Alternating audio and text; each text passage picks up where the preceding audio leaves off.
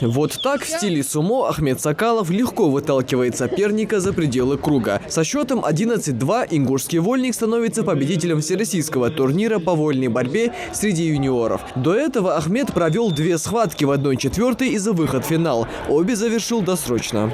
С первой схватки, да, хмели схватку, хала-халайер, первая схватка, атмер бодирович. В финале схватка халер, потому что с Грозным Орисом так позднох чевор, так давление чувствуется тур.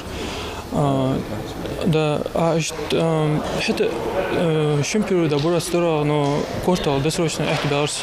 Али Сакаев также порадовал всех поклонников вольной борьбы в Ингушетии, достойно выступив на всероссийских соревнованиях. В 1/4 он успешно выиграл у представителя Московской области. С борцом из Северной Осетии Али вышел победителем со счетом 10-0, а в финале с большим отрывом одолел соперника из Чечни.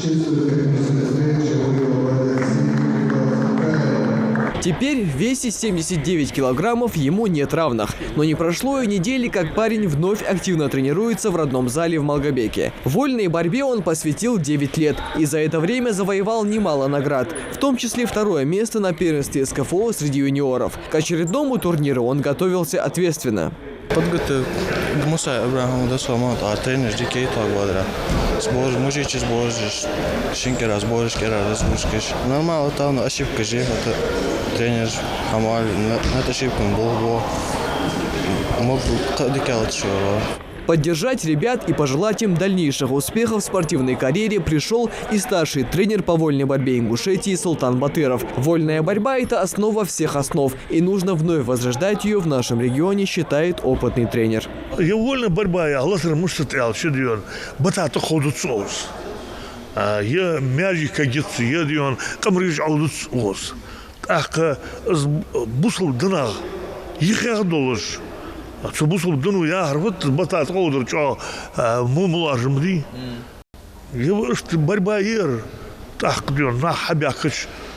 О борьба делал, тренироваться даже дал, хакаласан, халзи дасар, мулла ее латрди, уж латрц. Всероссийский турнир по вольной борьбе среди юниоров был проведен в память о заслуженном мастере спорта СССР Асламбеке Бисултанове. Соревнования ежегодно проводятся в Чечне, и в этот раз туда отправились 5 наших спортсменов в разных весовых категориях. Мы, конечно же, в 79 и в 70 килограмм ожидали лучшего, но в 79 у нас был чемпион, и мы ждали еще призеров в 79, но там что-то не сложилось у нас.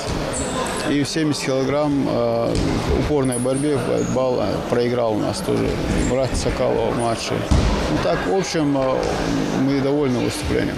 Впереди новые высоты. Уже сейчас спортсмены готовятся к первенству Северокавказского федерального округа среди юниоров. Соревнования пройдут в нашей республике в марте 2022 года. Михаил Тангиев, Магомед Дидигов, Новости 24.